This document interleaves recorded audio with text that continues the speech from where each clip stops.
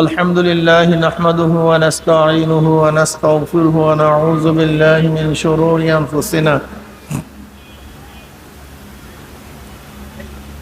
من يهد الله فلا مضل له ومن يضلله فلا هادي له ونشهد أن لا إله إلا الله وحده لا شريك له ونشهد أن محمدا عبده ورسوله أما بعد فأعوذ بالله من الشيطان الرجيم بسم الله الرحمن الرحيم يا أيها الذين آمنوا صلوا عليه وسلموا تسليما اللهم صل الشيطان الرجيم بسم الله الرحمن الرحيم والعصر إن الإنسان لفي خسر إلا الذين آمنوا وعملوا الصالحات وتواصوا بالحق وتواصوا بالصبر صدق الله مولانا العظيم وصدق رسول النبي الكريم আল্লাহ পাকের বান্দা জনাব মুহাম্মদ রাসূলুল্লাহ সাল্লাল্লাহু আলাইহি ওয়াসাল্লামের উম্মতগণ, আল্লাহ পাক রব্বুল আলামিন আপনাকে আমাকে এই ফিতনা ফাসাদের জমানায় যখন তাম দুনিয়ার থেকে ইসলাম মুসলমানদেরকে মিটিয়ে দেওয়ার ষড়যন্ত্র চলতেছে, তাম দুনিয়ার মধ্যে ইসলাম মুসলমান থাকবে কি থাকবে না এই প্রশ্নের সৃষ্টি হয়েছে। যে জমানায় মানুষ নেকের কাজ ছাড়তেছে, গুনার কাজ ধরতেছে, শুধু গুনার কাজ ধরেই না বরং গুনার কাজে প্রতিযোগিতা শুরু করছে, কে কার আগে জাহান্নামে যাবে। সবাই বলেন আউযু বিল্লাহ। যে জমানায় মানুষ নেকের কাজে আশ্চর্য হয়, গুনার কাজে স্বাভাবিক থাকে, যে জমানায় মুসলমান ইসলামকে পছন্দ করে না বরং নামধারী মুসলমান ইসলামের সবচেয়ে বড় দুশ্মন হয়ে গেছে, যে জমানায় শিরক বেদাতকে ইবাদত মনে করে, শিরক বেদাতকে ইবাদত মনে করে, কবর পূজা ব্যক্তি পূজা করে, শিরক করে, বেদাত দাবি করে আমি বড় আবেদ। যে জমানায় যা শিরক বেদাত না তাকে শিরক বেদাত মনে করে, কেউ শিরক বেদাতকে ইবাদত মনে করে, আবার কেউ যা শিরক বেদাত না তাকে শিরক বেদাত মনে করে। যেরকম লা মুজাহাবিরা মাযহাব মানা, ইমাম মানা কে শিরক বলে, বেদাত বলে, অথচ ইমাম মানা মাযহাব মানা কি শিরক বেদাত? যা শিরক না বেদাত না তাকে শিরক বেদাত মনে করে। যে জমানায় আংশিক দিন পালন করেও পরিপূর্ণ দিন পালন করার ঢেকুর তুলে পালন করে, আংশিক দিন দাবি করে আমার চেয়ে বড় দিনদার আর কেউ নেই, সেই মুহূর্তে আল্লাহ পাক রব্বুল আলামিন আপনাকে আমাকে কোরআন ও হাদিসের মাজলিস, আলেম ওলামা, মুমিন মুত্তাকিন, জাকিরিন শাকিরিনদের গুরুত্বপূর্ণ এক দামি মাজলিসে আসার বসার বলার শোনার তৌফিক আল্লাহ পাক দান করছেন। শুকরিয়া তান সবাই বলে আলহামদুলিল্লাহ। দীর্ঘদিন পর্যন্ত বিভিন্ন কায়দায় আপনাদের দ্বারে দ্বারে কানে কানে মাহফিলের দাওয়াত পৌঁছাবার চেষ্টা করা হয়েছে। সেই মুহূর্তে আল্লাহ পাক রব্বুল আলামিন আপনাকে আমাকে কোরআন ও হাদিসের মাজলিস, আলেম ওলামা, মুমিন মুত্তাকিন, এই জাকিরিন শাকিরিনদের গুরুত্বপূর্ণ এক দামি মাজলিসে আসার বসার বলার শোনার তৌফিক আল্লাহ পাক দান করছেন। শুকরিয়া তান সবাই বলে আলহামদুলিল্লাহ। দীর্ঘদিন পর্যন্ত বিভিন্ন কায়দায় আপনাদের দ্বারে দ্বারে কানে কানে মাহফিলের দাওয়াত পৌঁছাবার চেষ্টা করা হয়েছে। অনেক লোকের অনেক সুযোগ সুবিধা থাকা সত্ত্বেও তারা মাহফিলে আসতে পারে নাই। আবার মাহফিলের মধ্যে খোঁজ করে দেখবেন কিছু আল্লাহ পাকের বান্দা বহুত দূর দূরান্তর থেকে বহুত কষ্ট গেলে স্বীকার করে দোকানের মধ্যে তালাবদ্ধ করে, ব্যবসার মধ্যে লাথি মেরে, দুনিয়ার সমস্ত ঝামেলাকে পদদলিত করে মাহফিলে হাজির হয়ে গেছে। আবার গিয়া দেখেন, এই যে দেখেন না তাকে, কত মানুষ দোকানের মধ্যে, ব্যবসার মধ্যে। ওই ব্যক্তির এখানে আসতে বসতে পয়সাও লাগে না, খরচও হয় না, কষ্টও নেই। এত কাছে থাকা সত্ত্বেও ওই ব্যক্তি মাহফিলে বসতে পারে নাই। আর আপনি এত দূরের থেকে আসছেন কিভাবে? একদিনও চিন্তা করছেন?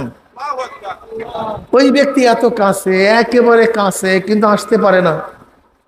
আপনি এত দূরের থেকে আসছেন কিভাবে? নিশ্চয়ই আল্লাহ পাক রব্বুল আলামিন তৌফিক না দিলে আপনি এবং আমি কিন্তু আসতে পারতাম না। যে মাওলাই কারীম আপনাকে আমাকে ওই সমস্ত গাফিলদের অন্তর্ভুক্ত না করে এই মুমিন মুত্তাকিন জাকিরিন শাকিরিনদের গুরুত্বপূর্ণ এক দামি মাজলিসে আসার, বসার, বলার, শোনার তৌফিক আল্লাহ পাক দান করছেন, আমরা বেজান না খুশি? সবাই খুশি? যেন আমরা খুশি হলাম, খুশির সাথে সবাই বলে আলহামদুলিল্লাহ। এই মাজলিস অনেক গুরুত্বপূর্ণ, অনেক দামি। আমি সবসময় জিকিরের মাজলিসকে ধোলাই কারখানা বলি। দুনিয়ার ধোলাই কারখানায় জামা কাপড় পরিষ্কার করা হয়, আর আখিরাতের ধোলাই কারখানায় গুনাহ পরিষ্কার করা হয়। বলবেন না সুবহানাল্লাহ? দুনিয়ার ধোলাই কারখানায় কি পরিষ্কার করা হয়? কাপড় পরিষ্কার করা হয়। দেখবেন লন্ড্রিতে আপনি কাপড় দিবেন, একেবারে ময়লা, কিন্তু কারখানাওয়ালা যখন ফেরত দেয় পরিষ্কার, ময়লার কোনো ছাপ নাই, চিহ্ন নেই। ঠিক এখানে যখন আসছিলাম আমল নামায় গুনার বহুত ময়লা ছিল। আল্লাহ পাক কবুল করলে বিদায় হয়ে যাব, গোটা গুনাহ পরিষ্কার হয়ে যাবে, সাফ হয়ে যাবে। বুখারীর মধ্যে দীর্ঘ এক রওয়ায়াত আছে, আল্লাহ পাক জিকিরের মাজলিসকে কেন্দ্র করে ফেরেশতাদের সাথে বিভিন্ন প্রশ্ন এবং জবাব দেওয়ার পর আল্লাহ পাক সিদ্ধান্ত দেন, উশহিদুকুম আন্নী কদ গফারতু লাহুম। ফেরেশতারা সাক্ষী, তার গোটা মাজলিসের বান্দাদের গুনাহ খাতা সব মাফ করে দিয়েছে। ইয়াকুলুল মালাকু মিনাল মালাইকাতি ফীহিম ফুলানুন লাইসা মিনহুম ইন্নামা জাআলি হাজাতান ইয়াকুলুল্লাহু আযজা ওয়া জাল্লা হুমুল যুলাসাউ লা ইয়াশকা জালিসুহুম। রাহুল বুখারী।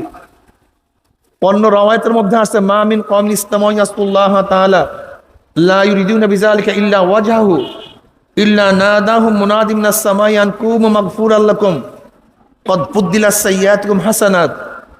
যখন কোনো সম্প্রদায় জিকিরের মাজলিসে বসিয়া যায়, জিকির শেষে যখন জাকিরের মাজলিস ছাড়তে থাকে, একদল আহ্বানকারী ফেরেশতারা আসমান থেকে ডাক দিয়ে বলে, জাকিরিন সুসংবাদ শোনো, আল্লাহ পাক তোমাদের গুনাহ খাতা মাফ করে দিয়েছে। শুধু মাফ করছে তাই নয়, তোমাদের সমস্ত গুনাহকে আল্লাহ পাক নেকের দ্বারা পরিবর্তন করে দিয়েছে। এই যে একবার সুবহানাল্লাহ পড়ছেন, পড়ার সাথে সাথে আমলনামায় 1000 নেকি লেখা হয়ে গেছে, 1000 গুনাহ ঝরে গেছে। নবী আলাইহিস সালাতু ওয়াস সালাম ফরমান, তোমাদের প্রত্যেকের জোড়ার, শরীরের জোড়ার সদকা দেওয়া উচিত। কি দেওয়া উচিত? বলে, ইয়া নবী আল্লাহ, এত সদকা পাবো কোথায়? বলে, সুবহানাল্লাহ সদকা, আলহামদুলিল্লাহ সদকা, আল্লাহু আকবার সদকা, লা ইলাহা ইল্লাল্লাহ সদকা, আমরু বিল মারুফ ওয়া নাহয়ি আনিল মুনকার সদকা। বাস সদকা দিতে থাকেন, জিকির করবেন, আপনার মর্যাদা আস্তে আস্তে উপরের দিকে উঠতে থাকবে, একেবারে উঁচে উঠে যাবে। জিকির করবেন না, কলবটা মইরা একেবারে সারখার হয়ে যাবে, কলবের মধ্যে আর কোনো কাজ হবে না। যেরকম বৃষ্টির পানি জমিনে না পড়লে দেখবেন এক সময় জমিন মরতে মরতে সমস্ত ঘাসগুলি মেরে ফেলে, একটা ঘাস আর জিন্দা থাকে না। আবার যখন বৃষ্টি পড়ে, আবার মরা জমিন জাতা হয়ে সেখান থেকে উদ্ভিদ ফলায়। ঠিক কলবের মধ্যেও জিকিরের বৃষ্টি না পড়লে, জিকিরের পানি না পড়লেও কলবটা কি হয়ে যায়? আরে ভাই, আমার বক্তব্য না, নবী আলাইহিস সালাতু ওয়াস সালাম ফরমান, মাসালুল লাযী ইয়াসকুর রাব্বাহু ওয়াল্লাযী লা ইয়াসকুর রাব্বাহু মাসালুল হাইয়্যি ওয়াল মাইয়্যিত। বুখারীর মধ্যে রওয়ায়াত আছে, নবী আলাইহিস সালাতু ওয়াস সালাম ফরমান, যারা জিকির করে তারা জিন্দা, আর যারা জিকির করে না ওগুলো সব মৃত্যু, সব মুর্দা। এজন্য জিকির করা চাই। জিকির সবচেয়ে দামি। আর জিক্র আসলুদ্দিন উসুলউদ্দিন। জিকির হলো দ্বীনের ভিত্তি, দ্বীনের আসল। যাই হোক, আমি সূরা আসর তেলাওয়াত করছি। এর উপরে ব্যাপক আলোচনা করার সময় নাই, এলেমও নাই, দুইটারই অভাব, সময়েরও অভাব, এলেমেরও অভাব। সংক্ষিপ্ত কিছু সময় আলোচনা করব খুব খেয়ালের সাথে। হামা তন ও মন, শরীর এবং মন একই জায়গায় রেখে কথাগুলি শুনতে হবে। গোটা দুনিয়া কিয়ামত হয়ে যাক, কিয়ামত হয়ে যাক, কোনো খেয়াল নাই, আমার খেয়াল বয়ানের দিকে, ঠিক আছে তো ইনশাআল্লাহ? হ্যাঁ না, আমার দিকে চক্ষু থাকবে, কলবের চক্ষু বাড়ির দিকে। আমার দিকে চর্মচক্ষু থাকবে আর কলবের চক্ষু ব্যবসার দিকে থাকবে, কাজ হবে না। হামা তন ও মন, খুব খেয়ালের সাথে বয়ান শোনা চাই। সূরা আসর এক দামি সূরা। ইমাম শাফি রহমতুল্লাহ আলাইহি বলেন, যদি কেউ শুধু সূরা আসরের উপর গবেষণা করে তার জন্য যথেষ্ট হয়ে যায়। মৌলিকভাবে সূরা আসরের মধ্যে সব কিছুই বয়ান করা আছে। সাহাবীদের মধ্যে এরকম দুইজন সাহাবী ছিলেন যারা একে অপরকে সূরা আসর না শুনাইয়া একজনের থেকে আরেকজনের পৃথক হইতেন না। সূরা আসরের শুরুতে আল্লাহ পাক ওয়ায় কসম, ওয়ায় কসমিয়া, কসম করছেন, আয় কাসসামতুল আসরা, আমি আসরের কসম খেয়ে বলতেছি, সময়ের কসম খেয়ে বলতেছি। আল্লাহ পাক কোরআনে পাকের মধ্যে কসম শুরু করছেন, ফালা ওয়া রাব্বিকা লা ইউমিনুনা হাত্তা ইউহাক্কিমুকা ফীমা শাজারা বাইনাহুম। এখান থেকে কোরআন প্রথম কসম শুরু করছে। এর আগে কোরআন কসম করিয়া কোনো কথা বলে নাই। আর কোরআনের কসম শেষ আল আসর। এর পরে কোরআন কসম কইরা আর কোনো নসিহাত করেন নাই। মাঝখানে কোরআন কসম করিয়া অনেক কথা বলছে, ওয়াদ-দুহা ওয়াল-লাইলি ইযা সাজা, ওয়াত-তিনি ওয়াজ-যাইতুনি ওয়া তুরি সিনিনা ওয়াল-লাইলি ইযা ইয়াগশা। এরকম বহুত কোরআন কসম করে কথা বলছে। কসম কেন করা হয়? কসম করার কারণটা কি? কথাকে সত্যায়ন করার জন্য, কথাকে মজবুত করার জন্য, কথাকে বিশ্বাস করাবার জন্য, ঠিক না? কথাকে কি করার জন্য? ভাই আমি কোথার কসম গায়ে কথা সত্য, কথাকে বিশ্বাস করার জন্য। আর একটা কথা মনে রাখতে হবে, ছোট বড়র কাছে কসম করে কিন্তু বড় ছোটর কাছে কসম। আসামি আসামি জজের কাছে কসম করে কিন্তু জজ আসামির কাছে কসম করে না। জজ আসামির কাছে কসম করে না, আসামি জজের কাছে কসম করে। ছাত্র উস্তাদের কাছে কসম করেন, উস্তাদ ছাত্রের কাছে কসম করে। ছাত্র উস্তাদের কাছে কসম করেন, উস্তাদ ছাত্রের কাছে কসম করে। কসম কেন করা হয়? তা আল্লাহ পাক ছোট না বড়? তা আল্লাহ পাক কসম করবেন কেন? আল্লাহ পাকের কথা সত্য না মিথ্যা? আল্লাহ পাক কসম করবেন কেন? আল্লাহ পাক তো নিজেই বলেন, আমান আসতাকু মিনাল্লাহি কিলা, আল্লাহর চেয়ে সত্যবাদী কি আছে? আল্লাহু আকবার আলা কুল্লি শাই, আল্লাহ সব দিক থেকে সবার চেয়ে বড়। আল্লাহ পাক কেন কসম করবেন? এ তো স্বাভাবিক নিয়ম। আর একটা নিয়ম হলো মুহাব্বত। যখন মুহাব্বত চলে আসে তখন স্বাভাবিক নিয়ম থাকে না। কথাটা বুঝাতে পারি নাই? যখন মুহাব্বত চলে আসে তখন স্বাভাবিক নিয়ম থাকে না। যেরকম বাচ্চাকে বাবা বলতেছে তুমি বাগানে যেও না, ওখানে বাঘ দেখছি, কিন্তু বাচ্চার মধ্যে আমের লোভ, সে বাবার কথা বিশ্বাস করতে চায় না। আমের লোভ প্রবল আকারে ধারণ করছে। তখন বাবা ছেলের মোহাব্বতে পড়িয়ে কসম করে, হে আমার সন্তান, আমি আল্লাহর কসম খেয়ে বলতেছি তুই বাগানে যাইস না, সেখানে বাঘ আছে। এই যে সন্তানের কাছে বাবা কসম করছে, স্বাভাবিক নিয়মের কারণে, মোহাব্বতের কারণে। ঠিক আমার মাওলানা আমাদের কাছে কসম করেন বন্দার মোহাব্বতের কারণে। আল্লাহু ওয়ালিউল্লাযিনা আমানু ওয়াল্লাযিনা আমানু আশাদ্দু হুব্বাল লিল্লাহ। যারা মুমিন তারা আল্লাহকে সবচেয়ে বেশি মোহাব্বত করে। আর আল্লাহ পাক নিজে ঘোষণা দিয়েছে, আল্লাহু ওয়ালিউল্লাযিনা আমানু, যারা মুমিন আল্লাহ পাক বলেন আমি তাদের বন্ধু, আল্লাহর দোস্ত, তাদের ঘোষণা দিয়েছেন আল্লাহ পাক নিজে। এর জন্য মোহাব্বতে পড়ে আল্লাহ পাক কসম করছেন। কসম কেন করা হয়? সত্যায়ন করার জন্য, কথাকে মজবুত করার জন্য। আপনি কি জানেন কোরআনের মধ্যে সবচেয়ে বেশি কসম করছে কোন নসিহাতের আগে? তাজকিয়া নফস। তাজকিয়া নফসের বয়ানের আগে কোরআন সবচেয়ে বেশি কসম করছে। অশামসি ওয়াদুহাহা ওয়াল কমারি ইজা তালাহা ওয়ান নাহারি ইজা জাল্লাহা ওয়াল লাইলি ইজা ইয়াগশাহা ওয়াস সামাই ওয়া মা বানাহা ওয়াল আরদি ওয়া মা তাহাহা ওয়া নাফসিন ওয়া মা সাওয়াহা ফাআলহামাহা ফুজুরাহা ওয়া তাকওয়াহা ক্বাদ আফলাহা মান যাক্কাহা ওয়া ক্বাদ খাবা মান দাস্সাহা। প্রায় 9টা কসম করি আল্লাহ পাক কি বললেন? যারা আত্মাকে পবিত্র করতে পারবে, যারা তাজকিয়া নফস করতে পারবে, তারা নাজাত পেয়ে যাবে, জান্নাতে চলে যাবে। আর যারা তাজকিয়া নফস করতে পারবে না, আত্মাকে পরিষ্কার করতে পারবে না, তারা সবাই কোথায় চলে যাবে? জাহান্নামে চলে যাবে। কয়টা কসম? প্রায় 9টা কসম। তার মানে কি বুঝাতে চান আল্লাহ পাক? তাজকিয়া নফস সবচেয়ে জরুরি এবং সবচেয়ে কঠিন। কথা বলেন তো, কয়টা বললাম বলেন? এই ভুলে গেছেন আপনারা, সবাই বলেন। সবচেয়ে বেশি জরুরি এবং তাজকিয়া নফস করা সবচেয়ে কঠিন। এর চেয়ে কঠিন কোনো জিনিস নেই।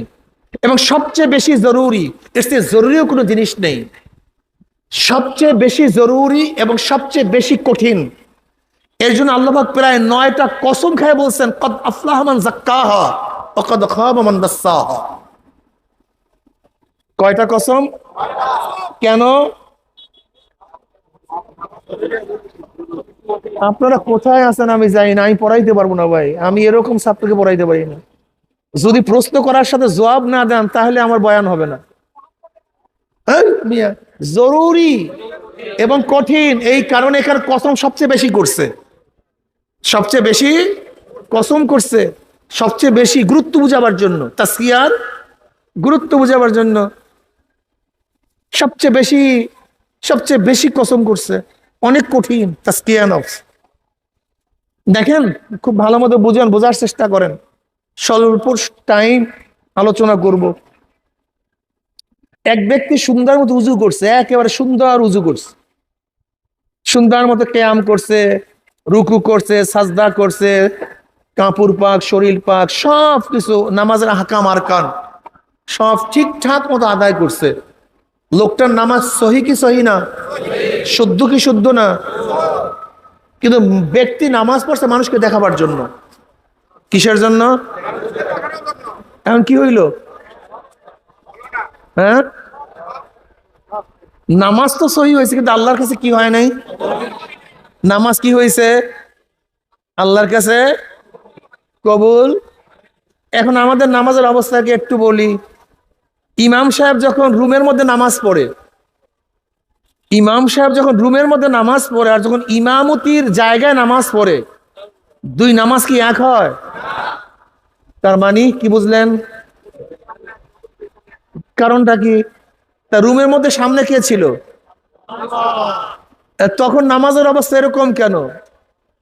এখন ইমামতির দাঁড়াইছে, তখন সামনে কে? না আল্লাহ, না পিছনে মুসল্লি, সভাপতি।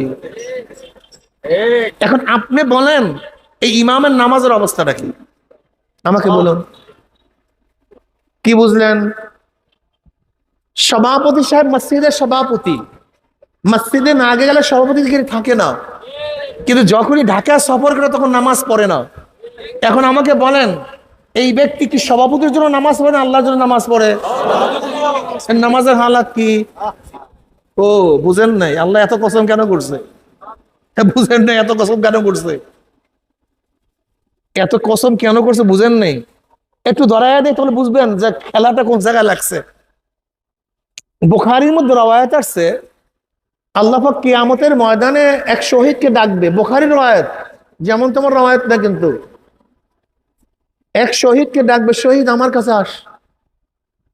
এই যে ছেলেরা খালি শহীদ হইতে চাও, লাফাইয়া রাস্তায় পড়ো, আগে তাজকিয়া করছো? তাজকিয়া করা ছাড়া রাস্তায় পড়লে শহীদ হবে না। কিন্তু শুনায় তুই ভালো মতো বুঝো, তারপর সামনে কদম বাড়াও। এক শহীদকে আল্লাহ পাক ডাকবেন, শহীদ এদিকে আসবে। কি করছো, আমার জন্য কি নিয়ে আসছো? আল্লাহ তুমি দেখো না তোমার জন্য গলা কাটাইয়া দিছি, আমি শহীদ হয়ে গেছি রণাঙ্গনে, সব কিছু ছেড়ে দিয়ে আমি শহীদ হয়ে গেছি। আল্লাহ বলবেন আমি জানি না, আমি দেখি না, দেখবে কে? আমি তো সব জানি, আমি সব দেখি, আমার চেয়ে ভালো কেউ দেখে না। মানুষ তোকে দেখছে শহীদ, কিন্তু আমি তোকে ভিন্ন দৃষ্টিতে দেখছি। তুই কেন শহীদ হইছ? তোকে মানুষ বীর বলবে। তুই কেন শহীদ হইছ? ওই গনিমতের মালের জন্য তুই যুদ্ধ করছো। তুই কেন শহীদ হইছ? তোর পদমর্যাদা ধরার জন্য তুই শহীদ হইছ। তুই কেন শহীদ হইছ? তোর আলোচনা সব জায়গায় ছড়িয়ে পড়বে, এর জন্য শহীদ হইছ। আমার জন্য শহীদ হও নাই, আমার জন্য গলা কাটাও নাই। আল্লাহ পাক কি বলবেন? হে ফেরেশতারা, ওকে ধর, ওকে ধর, ওর হাত পার মধ্যে জাহান্নামের শিকার লাগা, ওকে উব্বুর কর, ওকে টানতে টানতে জাহান্নামে নিক্ষেপ কর।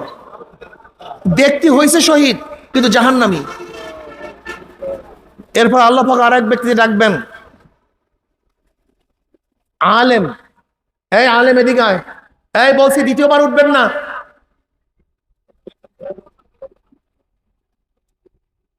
এটা পুতির জায়গা না ভাই, সুরসারের বয়ান না। এখানে আপনাদের ফায়দাও নেই, এ মার্কেটও খাবে না এই বয়ান। তাও আপনারা ডিস্টার্ব করেন। আল্লাহুম্মা সাল্লি আলা মুহাম্মাদ। আল্লাহ পাক দ্বিতীয় ব্যক্তি আলেমকে ডাকবেন, আলেম এদিকে আসবে। কি করছো? আল্লাহ তুমি আমাকে এত জেহেন দান করছো, আমি দুনিয়ার এলেম অর্জন করলে আমি ডিসি হতে পারতাম, সচিব হতে পারতাম, এসপি হতে পারতাম, আইজি হতে পারতাম, প্রধান সেনাপতি হতে পারতাম, প্রধান বিচারপতি হতে পারতাম, বিসিএস ক্যাডার হতে পারতাম। এত জেহেন তুমি আমাকে দান করছো, কিন্তু সব কিছু বাদ দিছি।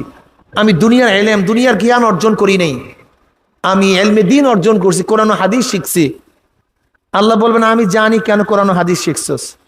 মানুষ তোকে সম্মান করবে, ইজ্জাত করবে, প্রশংসা করবে, দাওয়াত দিবে, তোকে মাথায় নিয়ে নাচবে, এই কারণে এলমি দিন অর্জন করছে। দুনিয়াতে সম্মান পেয়েছো, ইজ্জাত পেয়েছো, আমার কাছে কিছু না। এরপর আল্লাহ পাক বলবে একে ধর, হে ফেরেশতা এই মৌলবীকে ধর, ওর হাত পার মধ্যে জাহান্নামের শিকার লাগা, উব্বুর কর, টানতে টানতে জাহান্নামে নিক্ষেপ কর। এরপর আল্লাহ পাক এক ব্যক্তিকে ডাকবেন, এক সখী দানশীল দানবীর, এদিকে আয়।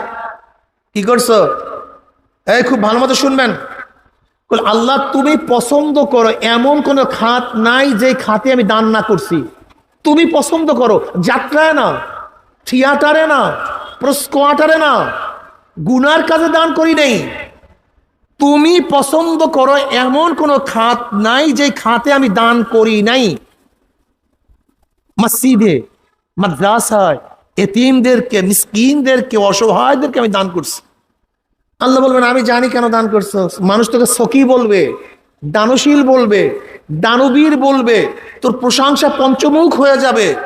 প্রশংসা পেয়েছো, প্রশংসা কুড়াইছো, যে উদ্দেশ্যে করছো দুনিয়াতে পেয়ে গেছো, আমার কাছে কিছু না। এরপর আল্লাহ পাক বলবেন ওকে ধর, ওর হাত পার মধ্যে জাহান্নামের শিকার লাগা, উব্বুর কর, টানতে টানতে জাহান্নামে নিক্ষেপ কর। এরকম এক একটার পর এক একটা, এক একটার পর এক একটা। আমাকে বলুন তো এই ব্যক্তি সবই করছে, খুব ভালো মতো বুঝবেন। আমি যাদের কথা বলছি একজন মুনাফেক না, একজন কাফের না, একজন মুরশেক না, প্রত্যেকেই কিন্তু মুমিন, প্রত্যেকেই মুসলমান। কাফেরদের কথা বলছি না, কিন্তু মুরশেকের কথা বলি নাই। সবাই মুমিন, সবাই মুসলমান, কিন্তু সমস্ত আমল বরবাদ হওয়ার কি কারণ ছিল? তাসকিয়ায়ে নফস, এইটা ঠিক করতে পারে নাই। সব ঠিক করছে কিন্তু এইটা ঠিক করতে পারে নাই, সব বরবাদ হয়ে গেছে। দেখেন আজকে আমরা নামাজ নিয়ে ঝগড়া করি। কি ঝগড়া করি? হাত কোথায় বাঁধবো, এখানে বাঁধবো না ওখানে বাঁধবো, বারবার হাত মারবো কি মারবো না, আমি কিরাত পড়বো কি পড়বো না। আমি যেইগুলি নিয়ে ঝগড়া করি এগুলি তো আমাদের ছোট বাচ্চারাও পারে, ছোট বাচ্চাও পারবে। এই ছোট বাচ্চাকে এখন দাঁড়া করা দেবে ইনশাআল্লাহ, কত সুন্দর কেরাত, কত সুন্দর সে নামাজ পড়তে পারবে। আমাদের মক্তবের ছোট বাচ্চারাও সুন্দর মতো নামাজ পড়তে পারে কি পারে না? কেরাত পড়তে পারে কি পারে না? আমরা যেগুলি নিয়ে ঝগড়া করি এগুলো তো হিন্দুরাও পারে, আমরা জানি আর ঝগড়া করি তো খ্রিস্টানরাও পারে। আমার দিকে আপনি কি দেখেন না ঢাকা ক্যান্টনমেন্টে একজন হিন্দু 30 বছর ইমামতি করছে? আপনি দেখেন নাই? কয়েক বছর, 1 বছর না 1.5 বছর আগে ধরা পড়ছে একজন খ্রিস্টান 14 বছর ইমামতি করছে। কত বছর? তার মানে খ্রিস্টান নামাজ জানে নাই, 14 বছর ইমামতি করলো কেমনে? ওই হিন্দু নামাজ জানে নাই, তাই ক্যান্টনমেন্টে 30 বছর ইমামতি করলো কিভাবে? আমরা যেগুলি নিয়ে ঝগড়া করি এ তো ছোট বাচ্চারাও জানে। এই ট্রেনিং তো খ্রিস্টানরাও নিতে পারে, এই ট্রেনিং তো ইয়াহুদিরাও নিতে পারে, এই ট্রেনিং তো নাস্তিকরাও করতে পারে।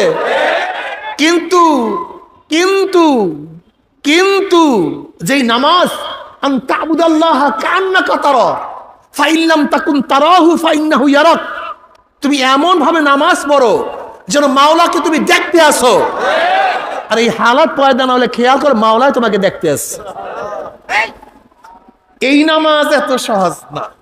এইটা খ্রিস্টানরা কেউ কিয়ামত পর্যন্ত পারবে না, এটা ইহুদিরা কিয়ামত পর্যন্ত পারবে না, এটা বাচ্চারা নাস্তিকরা, এইটা তো সহজ না।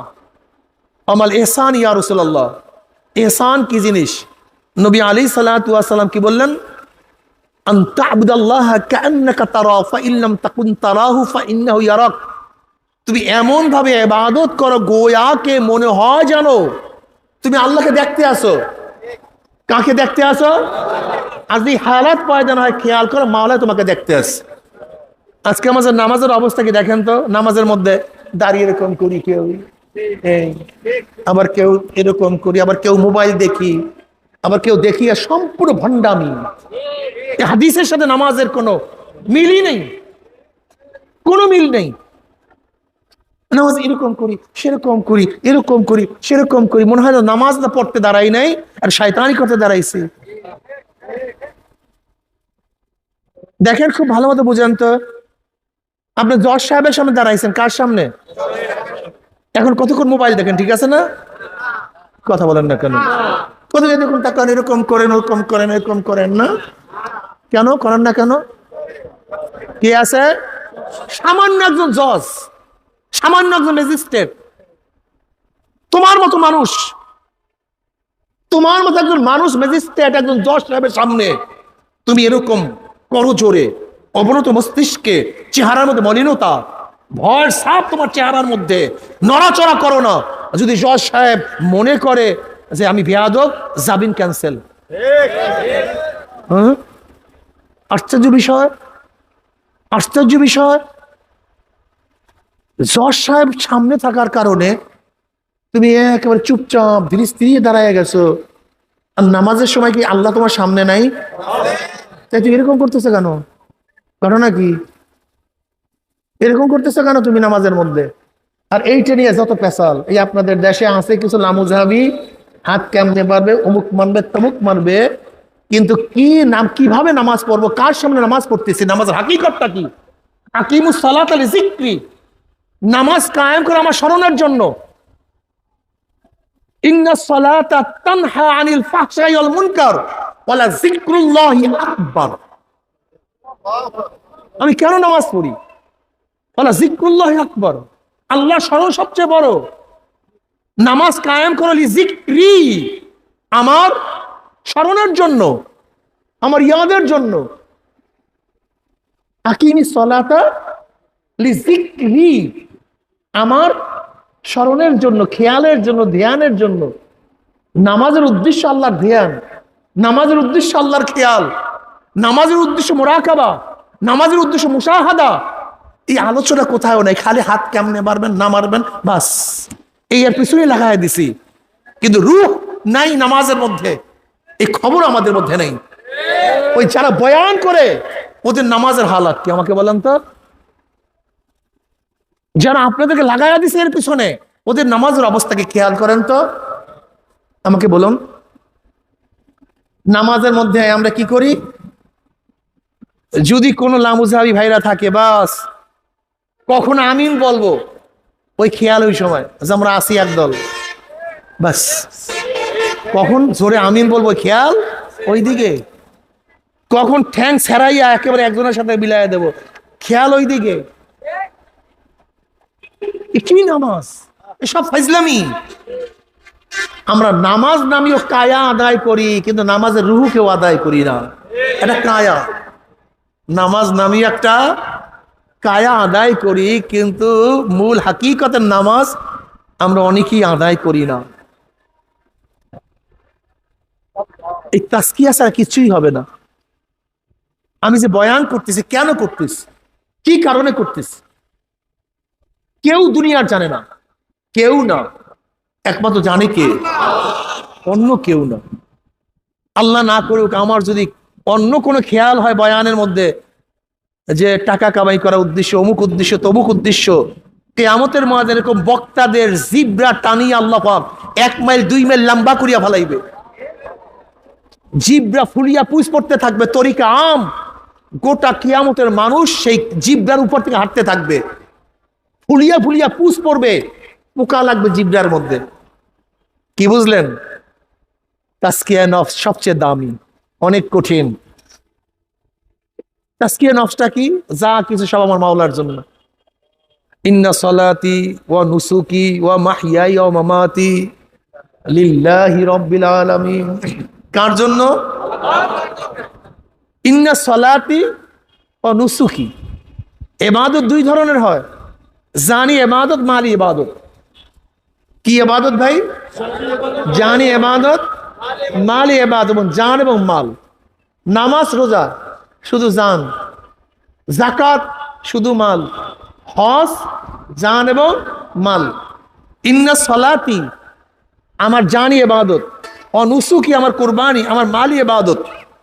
কার জন্য? লিল্লাহি রাব্বিল আলামিন। ইন্না সলাতি ওয়া নুসুকি ওয়া মাহইয়াই ওয়া মামাতি, আমার জিন্দা থাকা, আমার মৃত্যুবরণ করা। আমি জিন্দা থাকবো এর জন্য নয় আগামীকাল আর একটা বাড়ি কিনবো, আর আগামীকাল একটু জমি রেজিস্ট্রি করব, আগামীকাল চেয়ারম্যান থেকে আমি এমপি হব, এর জন্য আমি বাঁচতে চাই না। আমি কেন বাঁচতে চাই? আগামীকাল যেন আমার আমল নামায় সেজদা একটা বেশি হয়ে যায়। কারণটা কি? এটা আমি চাই কেন? নবী আলাইহিস সালাম ফরমান, ওই হায়াত সর্বশ্রেষ্ঠ হায়াত, যে হায়াত লম্বা হবে নেকিও বেশি হবে। ওই হায়াত সবচেয়ে নিকৃষ্ট হায়াত, যে হায়াত লম্বা হবে গুনাও বেশি হবে। এই গাদা, তুমি আগামীকাল বাঁচবা কেন? তুমি আজকে মারা যাও। বলে কেন হুজুর? আজকে মারা গেলে কালকের 5 ওয়াক্ত নামাজ কাজার গুনাহ আমল নামায় কম হবে। তুমি এই বছরই মারা যাও। কেন হুজুর? আগামী বছর বাঁচিয়া থাকলে 1 বছরের রোজা তোমার আমল নামায় কাজা বেশি উঠবে। তুমি আজকে মারা যাও, কমপক্ষে 1 বোতল মদ তোমার আমল নামায় কম লেখা হবে, কমপক্ষে 1 কলকি গাঁজা তোমার আমল নামায় কম লেখা হবে, কমপক্ষে একটা মিথ্যা কম লেখা হবে। তুমি আজকে মারা যাও, তোমার দাড়ি কাটা একদিন কম হবে। তুমি আজকে মারা যাও, তোমার বেপরদা একদিন কম হবে, জেনা একদিন কম হবে। তুমি আজকে মারা যাও, সুদ কমপক্ষে তোমার পেটের মধ্যে কম ঢুকবে। তুমি আজকে মারা গেলে কমপক্ষে একদিন তোমার ঘুষের টাকা তোমার পেটের মধ্যে কম ঢুকবে। আর আগামীকাল বাঁচলে তোমার সুদের টাকা তোমার আমল নামায় সংযুক্ত হয়ে যাবে, তোমার গাঁজার গুনাহ তোমার আমল নামায় বাড়িয়া যাবে, তোমার মদের গুনাহ আমল নামায় বাড়িয়া যাবে। এ আমার যুবক বাবারা, এ আমার মুরব্বী বাবার, আমার পর্দার মা বোনেরা, আল্লাহ পাক আমাদেরকে দুনিয়াতে গরুর মতো খাওয়া এবং বাঁচার জন্য বানান নাই। যেরকম গরু সারাদিন খায় আর বাঁচে, গোয়াল ঘর থেকে নামে, গোয়াল ঘরে ঢুকে সারাদিন চিন্তা, খাওয়া বাঁচা, খাওয়া বাঁচা, খাওয়া বাঁচা, খাওয়া বাঁচা। গরুর এই চিন্তা না আমাকে কে বানাইলো, কেন বানাইলো, আমি কি করতে আছি, আমার কি করা উচিত ছিল, এই চিন্তা গরুর মধ্যে নাই, শুয়ারের মধ্যে নাই, এই চিন্তা কুকুরের মধ্যে নাই, এই চিন্তা কোনো জানোয়ারের মধ্যে নাই। ঠিক মানুষের মধ্যে একদম মানুষ এরকম দুনিয়াতে আছে, ঘুম থেকে জাগার পরে রিক্সা, ঠেলা, চাকরি, নৌকারি, ব্যবসা বাণিজ্য, কৃষি, এরকম ঘুমায়া পড়ছে। আবার ভোরে উঠি একই কাজ শুরু করছে, আবার ঘুমায় পড়ছে, আবার একই কাজ শুরু করছে। তার মধ্যে এই চিন্তা নাই কে আমাকে বানাইলো, কেন আমাকে বানাইলো, আমি কোথায় রওনা করছে, আমার বাপ চলিয়া গেছে, আমার দাদা নাই, আমার ভাইও দুনিয়ার থেকে বিদায় হয়ে গেছে, কত অল্প বয়সী মানুষ আমার থেকে বিদায় হয়ে গেছে, আমার সন্তান আমার থেকে বিদায় হয়ে গেছে, আমার কবরে কি উপায় হবে, আমার কিয়ামতের ময়দানে কি উপায় হবে, মিজানে কি উপায় হবে, আমার পুসরাত পারি দিতে পারবো কি পারবো না, এই চিন্তা ওর মধ্যে নাই। সারাদিন খাওয়া বাসা, এরকম খাওয়া বাসা করতে করতে কারোর বয়স তো 30 হয়ে গেল, এরকম খাওয়া বাসার চিন্তা করতে করতে কেউ তো 40 অতিক্রম করিয়া ফেলাইছে, এরকম খাওয়া বাঁচার চিন্তা করতে করতে কাউ দাড়ি চুলগুলি পাকাইয়া সাদা বানাইয়া ফেলাইছে। না, নামাজের খবর নাই, রোজার চিন্তা নাই, তওবা করে নাই, আমার মাওলাকে মন ভরিয়া ডাকে নাই, আমার মাওলার সাথে কান্নাকাটিও করে নাই, আমার মাওলার সাথে মহাব্বত অর্জন করার জন্য সাধনাও করে নাই। যেরকম গরু জন্মের পর থেকে একই কাজ খাওয়া বাঁচা, ঠিক আমাদের মধ্যে মানুষের মধ্যে একদল গরু সারাদিন খাওয়া বাঁচা। কিন্তু পার্থক্যটা কি, যদি গরু হইতাম কোনো টেনশন ছিল না, মাটির সাথে মিশিয়া যাইতাম, পানির সাথে গলিয়া যাইতাম, আগুনে পুড়িয়া যাইতাম। কিন্তু হইলাম মানুষ, যদি ইবাদত না করিয়া মাওলার কবরে যাই, উপায় তো হবে না। আবু বকর সিদ্দিক রাদিয়াল্লাহু তাআলা আনহু একদিন জঙ্গলে গিয়া দেখেন গাছের গোড়ায় একটা গরু শোয়া অবস্থায়। আবু বকর সিদ্দিক রাদিয়াল্লাহু তাআলা গরুর পেটে হাত দিয়ে বলে, গরু তুই আমার চেয়ে কত ভালো, তুই ঘোরো ফেরো, কোনো টেনশন নাই, কোনো চিন্তা নাই, তোর সামনে কবর নাই, তোর সামনে কিয়ামত নাই, মিজান পুসরাত, তোর কোনো কিছুই নাই, হিসাব নিকাশ বলতে কিছুই নাই। কিন্তু আমি হইলাম মানুষ, আমি তো মাওলার ইবাদত করতে পারলাম না। আমার যুবক বাবারা, আমার মুরব্বী বাবারা, পর্দার মা বোনেরা, এখন কি মাওলার রাস্তা ধরবা না? আর কবে মাওলার রাস্তা ধরবা? ও বাবা, তুমি কি এখনো মাওলার রাস্তা ধরবা না? অথচ তোমার ছেলের লাশ তোমার কাঁধের উপরে উঠিয়া গেছে। তুমি বাবা, তোমার আগে মৃত্যু হওয়ার কথা ছিল, কিন্তু তোমার আগে তোমার সন্তান দুনিয়ার থেকে বিদায় হয়ে গেছে। এখন কি তুমি ফিরবা না? ও দাদা, ও নানা, তুমি কি আমার মাওলাকে এখনো সেজদা করবা না? অথচ তুমি দাদা নানা হইয়া তোমার নাতির জানাজা উপস্থিত হয়ে গেছো। এ বড় ভাই, তুমি কি এখন আমার মাওলার পথ ধরবা না? অথচ তোমার ছোট ভাইয়ের কবর তুমি নিজেই খনন করা শুরু করিয়া দিছ। ও বন্ধু, তুমি কি আমার মাওলাকে এখনো ডাকবা না? অথচ এই মাত্র তোমার বন্ধুকে চিরতরে তুমি বিদায় দিয়া ঘরে চলে আসছ। বাবারে, কে কখন দুনিয়াতে বিদায় হয়ে যায় জানি না, কিন্তু মনে রাখো, দুনিয়ার ব্যবসায় একবার লস খেলে বারবার ব্যবসা করিয়া লাভ করার আশা করা যায়। আজকে দুনিয়ার মামলায় ম্যাজিস্ট্রেট করে হারলে জজ করে আপিল করিয়া, জজ করে হারলে হাই করে আপিল করিয়া, হাই করে হারলে সুপ্রিম করে আপিল করিয়া জেতার আশা করা যায়। কিন্তু খুদা না খাস্তা, খুদা না খাস্তা, খুদা না খাস্তা, মৌয়াতের মামলায়, কবরের মামলায়, কিয়ামতের মামলায়, ওই মিজান পুসরাতের মামলা যে একবার স্লিপ কাটিয়া যায়, আর তো দ্বিতীয়বার আপিল করা যাবে না। আল্লাহ বাবারে, মৌয়াতের চান্স একবার, দ্বিতীয়বার আর কোনো চান্স নাই। কবরে ঢোকার চান্স একবার, দ্বিতীয়বার ঢোকার কোনো চান্স নাই রে বাবা।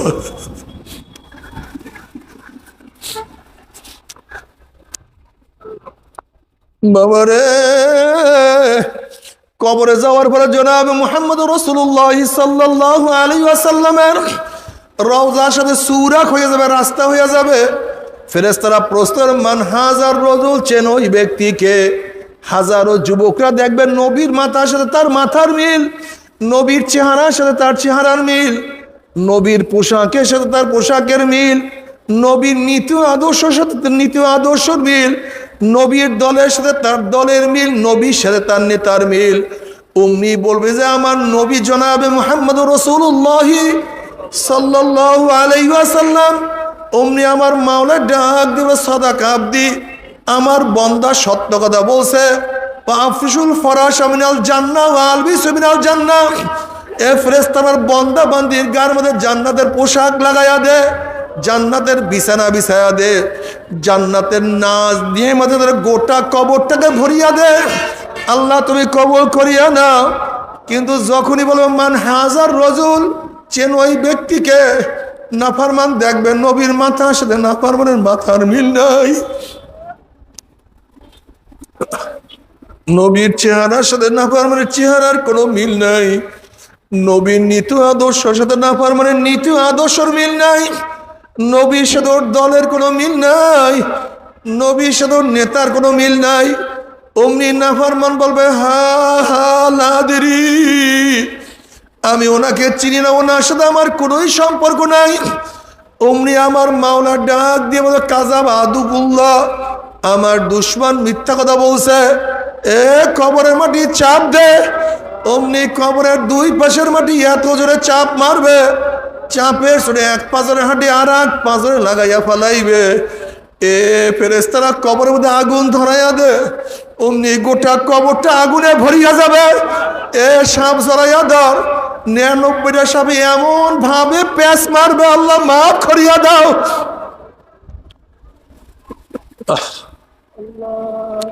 আল্লাহ তুমি আমাদের সবাইকে ক্ষমা করিয়া দাও, সবাইকে মাফ করিয়া দাও। আযাবুল কবরে হাক্কুল, কবরে আযাব সত্য, কোনো সন্দেহ নাই। নবী আলাইহিস সালাতু ওয়াস সালাম উটের পিঠে সফররত অবস্থায় ছিলেন। কোন এক জায়গায় উট যাওয়ার সাথে সাথে উট খন খন খন খন করে ডাকা শুরু করছে। নবী আলাইহিস সালাতু ওয়াস সালাম উট এরকম কেন করতে সাহাবারা প্রশ্ন করছে। নবী বললেন আর তো কিছু না, উট তো কবরে আযাব দেখিয়া পালাইছে। বাবারে কত কবরে আগুন দেখা যায়, কত কবরে ধোঁয়া দেখা যায়, আবার কত কবরে 1 বছর 100 বছর 1000 বছর পরেও কাপনের কাপন সহ লাশ তাজা পাওয়া যায়। এরপরও তোমার কি কিছু বুঝে আসবে না? এরপরও কি মাওলার পথ ধরবা না? আল্লাহ আল্লাহ তুমি আমাদের সবাইকে তোমার ওলি হিসেবে কবুল করিয়া নাও। এরপর আল্লাহ পাক কিয়ামতের ময়দান কায়েম করবে। কিয়ামতের ময়দানে এত মারাত্মক জায়গা, এত কঠিন জায়গা। বাবার আজকে গরমের দিনে সূর্যের গরম সহ্য করতে পারি না, অথচ সূর্য আমাদের থেকে 9 কোটি 30 লক্ষ মাইল দূরে। এই 9 কোটি 30 লক্ষ মাইল দূরে সূর্যের গরম বর্তমানে বাংলাদেশ ছায়াগেরা ঠান্ডা বাংলাদেশের মধ্যে পিস পুড়িয়া যায়, গলিয়া যায়, মানুষ মারা যায়। কয়েকদিন আগে ডিউটিরত অবস্থায় একজন ট্রাফিক সূর্যের গরমে মারা গেছে। 9 কোটি 30 লক্ষ মাইল দূরে সূর্যের গরমে ছায়া ঘেরা দুনিয়ার ঠান্ডা দুনিয়ার পানি যদি গরম হইয়া যাইতে পারে, রাস্তার পিচ গলিয়া যাইতে পারে, মানুষ মারা যাইতে পারে, কিয়ামতের ময়দানে আল্লাহ পাক রব্বুল আলামিন এত উঁচা সূর্যটাকে 1 হাত বা 100 হাত বা এই তাঁবুর নিকটে যদি আল্লাহ পাক সূর্যটাকে নিয়ে আসে, আল্লাহ তুমি মাফ করিয়া দাও। সূর্যের গরমে কিয়ামতের ময়দান পুড়িয়া তামা হইয়া যাবে, লাল চামড়ার মতো হন হন হন হন করতে থাকবে, মানুষ দাঁড়াইতে পারবে না, মানুষ শুধু লাফাইতে থাকবে। আল্লাহ তুমি আমাদের সবাইকে আরো সে নিজের জায়গা করিয়া দিও, সবাইকে আরো সে নিজের জায়গা করিয়া দিও। এই অবস্থা দেখি এত মারাত্মক অবস্থা হবে। ওয়াকুল ইব্রাহিম খলিলুল্লাহ নাফসি নাফসি, মুসা কালিমুল্লাহ নাফসি নাফসি, ঈসা রুহুল্লাহ নাফসি নাফসি। সমস্ত নবীরা বলবে মাওলা আমাকে বাঁচাও, আমাকে বাঁচাও। কারোর কোনো হুঁশ থাকবে না। নবী আলাইহিস সালাতু ওয়াস সালাম হাউজে কাউসারের কিনারা গিয়ে বলবে, আয় আমার উম্মতেরা, আমি তোদেরকে এক পেয়ালা হাউজে কাউসারে পানি পান করাইয়া দেব। 50,000 বছরের মধ্যে আর কোনোদিন পানি পাশা লাগবে না।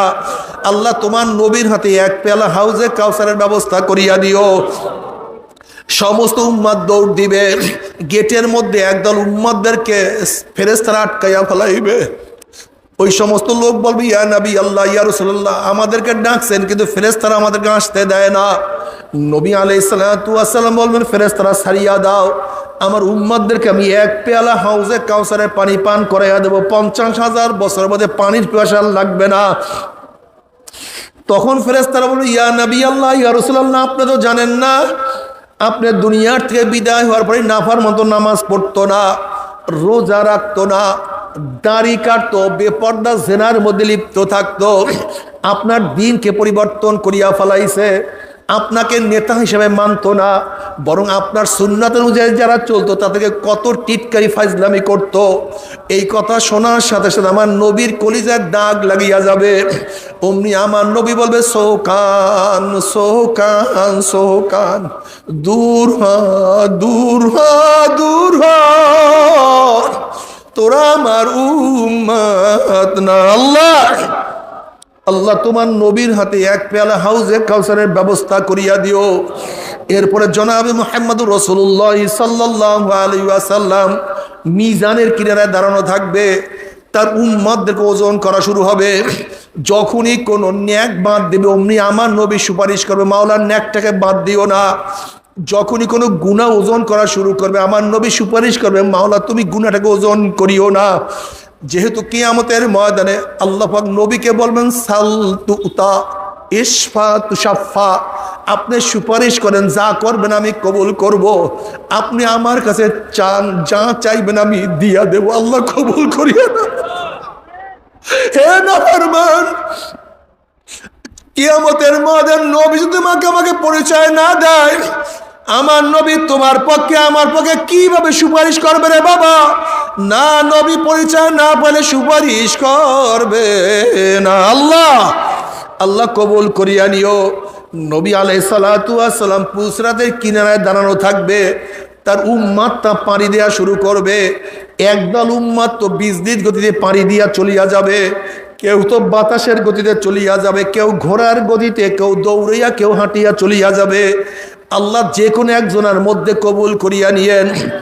কিন্তু যাদের ইমানের মজবুতি নাই, আমলের মজবুতি নাই, আবার কত বাবা দেখবে ছেলে চলিয়া যাইতে আছে, বাবায় আটকা পড়ছে।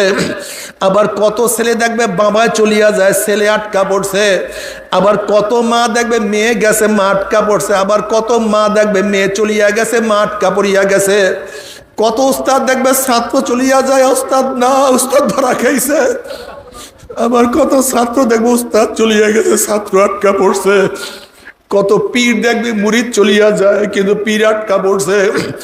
আবার কত মুরিদ দেখবে পীর চলিয়া গেছে, মুরিদ আটকা পড়ছে। মোমেনদের পুলসরাত পানি দেখিয়া নাফরমানদের মনের মধ্যে আসাবে, আমরাও পুলসরাত পানি দিতে পারবো। যখন ইমানবিহীন আমলবিহীন হামাগুড়ি হাপ্পড় দিয়া আস্তে আস্তে পুলসাতে উঠবে, অমনি কাটিয়া কাটিয়া পিছলাইয়া পিছলাইয়া গুম গুম করে জাহান্নামের মধ্যে পড়িয়া যাবে। আর তো মনে হয় সহজে জাহান্নাম থেকে উঠবে না। আল্লাহ যখন জাহান্নামের মধ্যে পড়িয়া যাবে 70 বছর পর্যন্ত, একদিন না 2 দিন না 70 বছর পর্যন্ত জাহান্নামে সে যাইতেই থাকবে। আল্লাহ মাফ করিয়া দাও। ডাইনে আগুন, বামে আগুন, উপরে আগুন, নিচে আগুন, সামনে আগুন, পিছনে আগুন। আল্লাহ তুমি আমাদের সবাইকে মাফ করিয়া দাও। 1-2 বছর না 70 বছর পর্যন্ত যাইতেই থাকবে। নাফরমানরা যখন পানি পানি করে চিল্লাইতে থাকবে, আল্লাহ পাক কালামে পাকের মধ্যে ফরমান, হাল আতাকা হাদিসুল গাশিয়া উজুহু ইয়াউমাইযিন খাশিয়া আমিলাতুন নাসিবা তাসলা নারান হামিয়া। পানি পানি করে চিল্লাইবে, ডাইরেক্ট আগুনের নহরের মধ্য থেকে বালতি ভরিয়া ডাইরেক্ট আগুন খাওয়াইয়া দেওয়া হবে। আল্লাহ তুমি মাফ করিয়া দাও। তাসলা নারুন হামিয়া তুসকা মিন আইনিন আনিয়া লাইসা লাহুম তুআমুন ইল্লা মিন দারিক। যখনই আগুন পেটের মধ্যে ঢুকাইয়া দেওয়া হবে, পেটের মধ্যে গিয়া নারী বুড়ি সব জ্বালাইয়া পোড়াইয়া গলাইয়া পিছনের রাস্তা দিয়া জুপ জুপ করে ফালাইয়া দিবে। আল্লাহ পাক কালামে পাকের মধ্যে ফরমান লা ইয়ামুতু ফিহা ওয়ালা ইয়াহইয়া। মানুষ মরবেও না বাঁচবেও না। বাবারে খুব ভালো মতো বুঝো, আমার মাওলা যত বড়, আমার মাওলার জান্নাত তত বড়। আমার মাওলা যত বড়, আমার মাওলার জান্নাতের নিয়ামত তত বড়। আমার মাওলা যত বড়, তার জাহান্নাম তত বড়।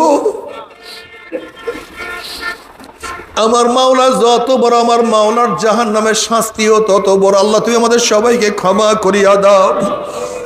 ও আমার যুবক বাবারা, ও আমার মুরব্বী বাবারা, কি নিয়ে রওনা করছো? কোথায় রওনা করছো? সারাদিন দুনিয়া দুনিয়া দুনিয়া করতে করতে জীবনটাকে ধ্বংস করিয়া ফেলাইছো। মাওলার ইবাদত না। ও মুসলমান, আজকে মুসলমানের চেহারার দিকে তাকানো যায় না, মুসলমানের কাজের দিকে তাকানো যায় না। হাজারো মুসলমান নামাজ পড়ে না, রোজা রাখে না, গাঁজা সেবন করে, বেপরদা, মারেফতের নামে শিরক বিদআতের মধ্যে লিপ্ত হয়ে গেছে। হাজারো মুসলমান পীর পূজা করে, কিন্তু আমার মাওলাকে সিজদা করে না।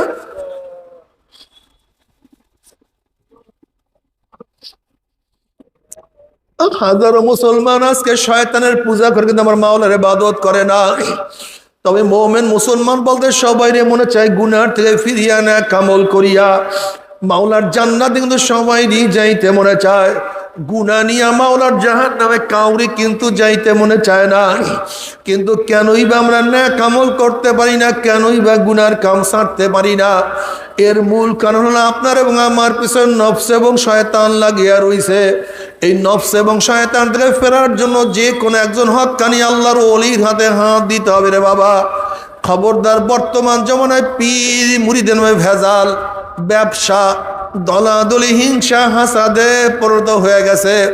সমস্ত আল্লাহর ওলির একমত, যেই পীরের 5 জন মুরিদের মধ্যে কমপক্ষে 3 জনকে দেখবা আলহামদুলিল্লাহ সুন্নাত মাফিক আমল আকলাক মজবুত হয়ে যাইতে আছে, গুনার কাম ছাড়তে আছে, নেকের আমল ধরতে আছে, কলব নরম হইয়া চোখে পানি আসতে আছে। বৃক্ষতর নাম কি, ফলে পরিচয়। আমি চরমোনাই বুঝি না, চরমোনার দাওয়াত প্রশংসা প্রচার প্রসার করার জন্য আসিনি রে বাবা। চরমোনাই যাওয়ার তোমার কোনো দরকার নাই, কোনো দরকার নাই, কোনো দরকার নাই। তুমি যার কাছে গিয়া পারো গুনার কাম সারো, নেকের আমল ধরো, কলব নরম করিয়া চোখে পানি নিয়া মাওলার কবরে যাইও।